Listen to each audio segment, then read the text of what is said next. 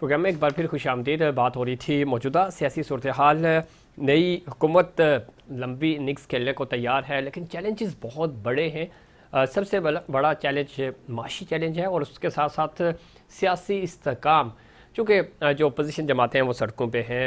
Mandate चोरी हुआ नहीं हुआ, फॉर्म 45 ठीक है या 47, ये एक लंबी बहस है। और जिन हालात में इस वक्त इत्तेहादी हुकूमत ने चार्ज संभाला है, ये भी एक बहुत बड़ा चैलेंज है। पिछले 16 महीने जो PDM की हुकूमत रही, लगभग वैसी बल्कि उससे भी ज़्यादा ख़तरनाक सूरत हाल है। और इसमें आगे बढ़ना और परफॉर्म करना, और जिस तरह खुद नवाज शरीफ साहब ने भी कहा और जनाब एहसन इकबाल साहब भी कह रहे हैं कि जी अगले 2 महीने बहुत क्रूशल होंगे और पाँव पे खड़ा होने के लिए 700 अरब रुपए की अशद ज़रूरत है, जो कि कर्ज़े की अदायगी की मद में जाएंगे।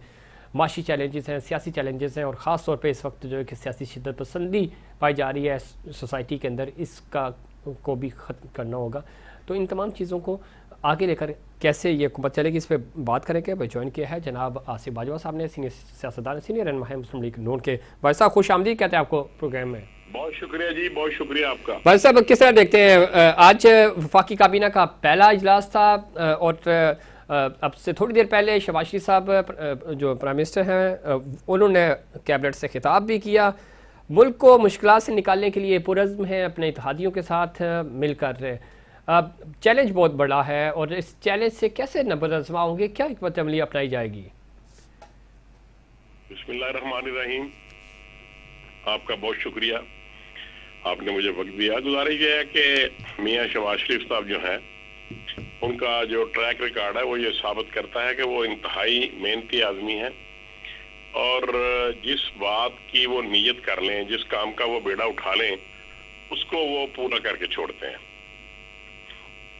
उन्होंने आज अपनी टीम का जो पहला मरला था वो माशाल्लाह मुकम्मल कर लिया है और उन लोगों ने आज हलफ भी उठा लिया है। और आज जो मीटिंग हुई है कैबिनेट की, उसमें भी उन्होंने यही तय किया है कि हमारा सबसे बड़ा इशू जो है और हमारा जो आज का बर्निंग पॉइंट है, बर्निंग जो इशू है वो यही है कि हमें महंगाई के ऊपर काबू पाना है। और एक और बात उन्होंने की है कि कुछ इदारे उनको कह रहे हैं इंटरनेशनल लेवल के कि आप रिटेलर के ऊपर टैक्स पे आ जाएं। तो मेरा ख्याल है कि उन्होंने, जो मेरी इंफॉर्मेशन है, उन्होंने इससे डिसएग्री किया है और वो समझते हैं कि हमें जब हम रिटेलर के ऊपर ज्यादा टैक्स का बोझ बढ़ाएंगे तो यकीनी तौर पे सार्फिन के ऊपर। लेकिन एक बात और भी की उन्होंने कि कुछ लोग ऐसे हैं, कुछ ऑफिसर्स ऐसे हैं जो अशराफिया के साथ जॉइंट हैंड है उनका, और वो अशराफिया को बचा रहे हैं और उन लोगों को सब्सिडीज देने जा रहे हैं। तो मेरा ख्याल है जब, और एक दूसरी बात उन्होंने की कि अगर वो जो कंपनीज हैं जिनसे महंगी बिजली ले रहे हैं हम, और अगर हम बिजली ले या ना ले, उनको इतने जो है अमाउंट जो थी, बिग अमाउंट डॉलर्स में, वो गवर्नमेंट ऑफ पाकिस्तान को पे करना पड़ता है। तो मैं ये समझता हूँ कि ये बड़े इंपॉर्टेंट इश्यूज थे जो जिसके ऊपर उन्होंने अपनी नजर डाली है। और ये दुरुस्त बात है कि टैक्सेस अगर आप बढ़ाएंगे आम सार्फिन के ऊपर तो उसका नुकसान होगा, लेकिन जब आप होलसेलर के ऊपर टैक्स लगाएंगे जो बड़े सरमायादार हैं, अगर आप उनको रिलीफ ना दें बल्कि उनसे टैक्स लेंगे तो फिर हमारे मुल्क की जो पहिया है वो बेहतर तरीके से चलेगा। और आज तो उन्होंने ये भी कह दिया कि गवर्नमेंट ऑफ पाकिस्तान के पास इतने भी पैसे नहीं है कि वो तनख्वाहें दे सकें, और वो भी उधार लेके दी जा रही हैं। इन बातों का मकसद ये था कि उन्होंने अपनी कौम को, पाकिस्तान के अवाम को ये बतला दिया है कि हम किन मुश्किलात का शिकार हैं और किस तरह के गंभीर मसाइल हैं। इसका मतलब ये है कि उनको इस बात का इदराक है कि अवाम जो है वो महंगाई की चक्की में पिस रही है, अशराफिया जो है वो बेनिफिट्स ले रही है। और इसके बाद उन्होंने आज PIA के मुतल्लिक भी एक बड़ा वाज़े मौक़िफ़ लिया है कि इतने बड़े मसाइल नहीं है PIA के, हल किए जाने चाहिए और हल किए जा सकते हैं। और 5 अरब रुपए जो उन्होंने, यानी कुल पैकेज जो है ना, वो 12 अरब रुपए का भी कर दिया है। तो मेरा ख्याल है कि आप देखें कि इंशाल्लाह बहुत जल्द अवाम महसूस करेंगे कि देखें, अगर 3 करोड़ लोगों को अगर गिफ्ट पैक मिल जाए और रमजान का मसला उनका हल हो जाए तो मेरा ख्याल है ये भी एक बहुत बड़ा रिलीफ है आम आदमी को। तो जिस तरीके से लेकिन बाजवा साहब, ये तो इनिशियल स्टेज है, ज़ाहिर है बड़े फैसले अभी करने होंगे। रमज़ान के रिलीफ पे तो हुकूमतें नहीं चलती, ये पैकेज तो देना ही देना होता है। इस पूरे अमल में चूंकि आप ऑलमोस्ट अकेले ही हैं, आपके साथ जो सियासी फैसले कर रहे हैं वो आपने अकेले कर रहे हैं। जो आइनी फैसले होंगे, कहें अगर खुदा न खास्ता आपके खिलाफ कोई अदम एतमाद आती है, तो कोई इस तरह की बात होती है, कोई करारदाद पास करवानी होगी, तो पाकिस्तान पीपल्स पार्टी आपका साथ देगी। इस कम्बिनेशन को कैसे देखते हैं? ये कम्बिनेशन तो आपको बार बार तंग करता रहेगा, और बड़े फैसले भी हमेशा आप इन तमाम इत्तेहादियों के और पाकिस्तान पीपल्स पार्टी के मोहताज होंगे, तो मुश्किल फैसले कैसे करेंगे आप? देखिए, ये बड़ा बहुत गहरा क्वेश्चन है जो आपने किया है। बड़ी गहरी नजर है आपकी इन मामला के ऊपर, और बड़ा स्ट्रांग क्वेश्चन आपने किया। बात आपकी बिल्कुल दुरुस्त है कि हम इन मुश्किलात का शिकार हो सकते हैं, लेकिन मैं आपको एक अर्ज करूं कि जो सबसे बड़ी बात है सॉरी, वो डिटर्मिनेशन की बात है। अगर मियां शहबाज शरीफ साहब ये डिटर्मिन कर लें कि हम सिंपल मेजॉरिटी नहीं, हम 200 के तावन से नहीं, बल्कि हम 2/3 मेजॉरिटी के लेवल पे चल रहे हैं, और हम ऐसे फैसले करेंगे कि हम 2/3 मेजॉरिटी के मुतल्लक स्ट्रांग फैसले करेंगे, ताकि हमारी अपनी विल जो है वो यही है, और हमारी डिटर्मिनेशन भी यही है कि हमने ये काम कर गुजरना है। तो मैं बड़े अदब से आपसे भी और दीगर पार्टी से भी जो गवर्नमेंट का हिस्सा है लेकिन वजारतें नहीं ले रहे, मैं कोई ऐसी बात नहीं करना चाहता, न कर सकता हूँ कि जो किसी की दिल आजारी हो या हमारे जो कोलिशन गवर्नमेंट है उसका कुछ नुकसान हो।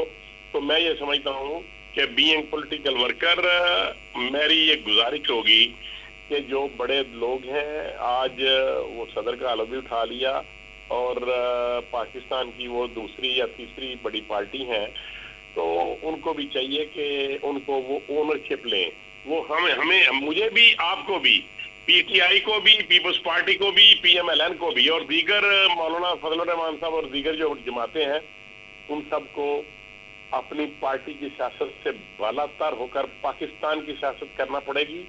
और जब 21 अक्टूबर 2023 को मियां नवाज शरीफ साहब वापस आए तो बड़ा क्रिटिसिज्म हुआ कि आप अपने बयानिए से हट गए, आप वोट को इज्जत दो की बात से पीछे हट गए, आपने एहतसाब की बात की, आप पीछे हट गए। लेकिन उसके बावजूद वो शख्स इस बात पे डटा रहा कि हम सबको साथ लेकर चलेंगे, और हम इसमें बाजवा साहब ये बात तो है, हम सबको साथ लेकर के चलेंगे ताकि पाकिस्तान के आम आदमी के मसाइल को बाजवा साहब हल किया जाए। ये बात आप ठीक कह रहे हैं, लेकिन मसला ये हो रहा है कि अभी देखिए आपकी कैबिनेट बनी है, कैबिनेट में आपके पास मोहसिन नकवी साहब आए हैं वज़ीर दाखिला, जो कि बिल्कुल भी आपकी चॉइस नहीं है। हमें भी पता है वो किसकी चॉइस है, मैं आपको इतना मजबूर नहीं करूंगा कि आप नाम लें। इसी तरह आप आसिफ अली जरदारी साहब के थ्रू आउट जितना भी आपका ये टेन्योर होगा, अल्लाह करे कि शहबाज शरीफ साहब 5 साल मुद्दत पूरी करें, ये कैबिनेट भी 5 साल मुद्दत पूरी करें। हमारे यहाँ बदकिस्मती से ये कोई भी प्राइम मिनिस्टर जो है वो 5 साल पूरे नहीं कर सका, लेकिन ये एक धोधारी तलवार है जो लटकती रहेगी, चूँकि आप ब्लैकमेल होते रहेंगे प्रेसिडेंट हाउस से, चूँकि सिंध बलूचिस्तान पाकिस्तान पार्टी के पास है, और फिर इस्लामाबाद भी, चूँकि वफाकी हुकूमत आपकी इन्हीं के बलबूते पे खड़ी है। पंजाब आपके पास फुल फ्लैश है, वहाँ पे आप इत्तेहादी साथ मिलाएं ना मिलाएं आप आराम से हुकूमत चला सकते हैं। लेकिन इस सारे प्रेशर के अंदर अभी हम देख रहे हैं कि वज़ीर दाखिला आपकी ख्वाहिश बिल्कुल भी नहीं थी कि आपकी पार्टी से बाहर का बंदा हो, लेके आना पड़ेगा। कल वज़ीर ख़ारजा भी आपको कोई और लाना पड़ेगा। तो ये वो प्रेशर्स है, आखिर पे वही होगा जो हमने पीडीएम हुकूमत के अंदर देखा था कि की पोस्ट जो है वो निकलती जाती हैं हाथ से, और मलबा आपके ऊपर ही आएगा, चूँकि prime minister ultimately big boss तो प्राइम मिनिस्टर ही है ना। देखिए, ये बात दुरुस्त है कि ये मलबा हमारे ऊपर ही आएगा, हम इस बात को समझ रहे हैं। लेकिन एक बात जो इस बात से थोड़ी बाद में इम्पोर्टेंट बात है वो ये है कि अगर हम जिस तरीके 16 माह की गवर्नमेंट को हम कुर्बानी का बकरा बने, और हमने मियां शहबाज शरीफ साहब के हमने सियासत अपनी कुर्बान की और अपनी रियासत को बचा लिया, तो मैं आपको बड़े अदब से ये अर्ज करूंगा कि पाकिस्तान के अवाम जो है वो सब देख रहे हैं, उनकी नजरों में है तमाम मामलात को। और ये कैसे मुमकिन है कि लोग ये समझे कि अगर आज महंगाई है तो एक पार्टी की प्राइम मिनिस्टर और एक पार्टी के प्रेसिडेंट है, लेकिन जो प्रेसिडेंट वाले हैं वो कहें कि हम जिम्मेदार नहीं है, या प्राइम मिनिस्टर वाले कहें कि हम जिम्मेदार नहीं है। अवाम इतने नासमझ और बोले नहीं है, अवाम को हर चीज का इदराक है।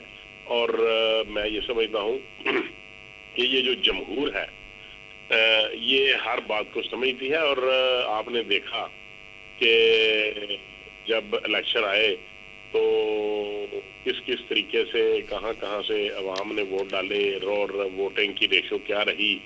और ये अलग बात है कि अगर वो केपी में जीत गए तो उन्होंने कहा कि वहां पे अच्छी इलेक्शन हुई है, और वो अगर वो ये बाजवा साहब ये तो अलग डिबेट है ना। मैं ये कह रहा हूँ कि जो भी हो रहा था वो हो चुका है सर, कैबिनेट बन गई है, हुकूमत आपके पास है।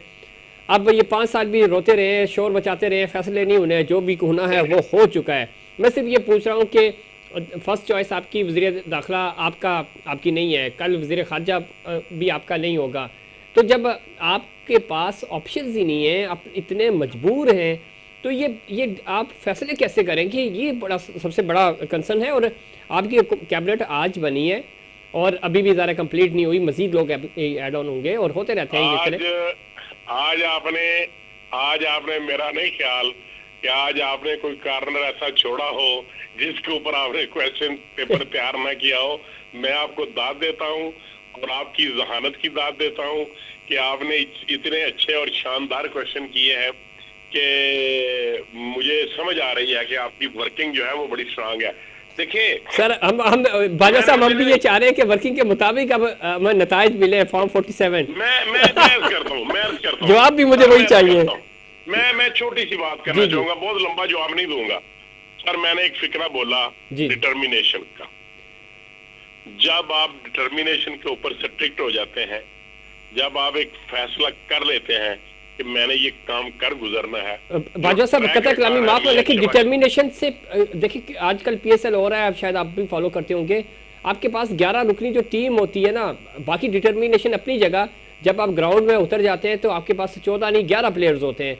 उन प्लेयर्स के साथ आपने खेलना होता है। लेकिन अगर आपको प्लेयर्स ही 5 दिए जाएं, बाकी जो 6 प्लेयर्स हैं वो आपकी मर्जी के ही ना हो, जितनी डिटर्मिनेशन आप लेके आ जाएं आप नई नतीजा हासिल कर सकते हैं। मैं करता हूं, मैं आपको थोड़ा मैं समझाने की कोशिश करता हूं, मुझे मौका दें। मियां शहबाज शरीफ साहब जो हैं उनमें बहुत विल पावर है, वो डिटर्मिनेशन के ऊपर डट जाते हैं। उन्होंने ये फैसला कर लिया है कि हमने अब अपनी मर्जी के साथ गवर्नमेंट चलानी है, और मर्जी सिर्फ इस बात पे करनी है कि हमने गरीब आवाम के मसाइल का हल करना है। सबसे पहले महंगाई के ऊपर काबू पाना है, बेरोजगारी के ऊपर काबू पाना है, पाकिस्तान के ऊपर जो कर्जे हैं जो हमें एक हमारे ऊपर नंगी तारों लटक रही हैं और तलवार लटक रही है कि पता नहीं कब हम ग्रे लिस्ट में चले जाएं, कब हम डिफॉल्ट कर जाएं। इंशाल्लाह उसके ऊपर हम काबू पाएंगे।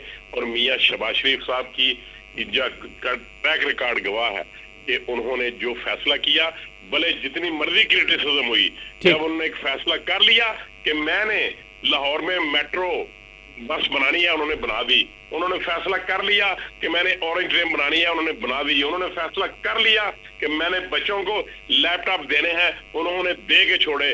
जब जब भी जो फैसला उन्होंने किया है उसके ऊपर वो स्ट्रिक्ट रहते हैं, भले कुछ भी हो जाए। मुझे 100% यकीन है और उनका ट्रैक रिकॉर्ड है कि जो फैसला वो करते हैं उसको वो साबित करते हैं। बहुत शुक्रिया जनाब आसिफ बाजवा साहब प्रोग्राम में वक्त देने के लिए। और देख रही है कि ये फैसला उनके हक में जाएगा या नहीं जाएगा, बड़ा मुश्किल होगा। और जिस तरह की टीम उनको दी जा रही है, चॉइस उनके पास नहीं है, और इस टीम के साथ परफॉर्म करना बहुत मुश्किल होगा। मैनेज होंगी चीज़ें और कैसे मैनेज होगी, इस पर मज़ीद बात करेंगे और कोशिश करेंगे कि इसके ऊपर तजिया हासिल कर सकें और बात कर सकें कि इस्लामाबाद और जो पिंडी है, फिर लाहौर और जो कराची है, उसका कम्बिनेशन कैसे बनेगा और इस कम्बिनेशन के ऊपर अमल दरामद कैसे होगा, इस पर बात करेंगे। लेकिन उससे पहले कमर्शियल ब्रेक।